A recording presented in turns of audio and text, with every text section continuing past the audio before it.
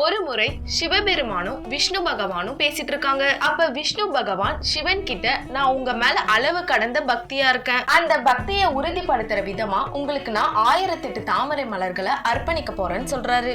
அதுக்காக விஷ்ணு பகவான் தன்னோட பக்தியை நிரூபிக்க நினைச்சு உலகத்துல இருக்க எல்லா தாமரை மலர்களையும் பறிச்சுட்டு வந்து சிவபெருமானுக்கு சமர்ப்பிக்கிறாரு.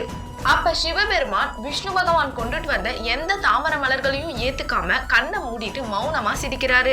அப்ப விஷ்ணு பகவான் அவர் கொண்டுட்டு வந்த மலர்கள் எல்லாம் எண்ணி பார்க்கும்போது அந்த மலர்கள் 1007 தான் இருந்தது.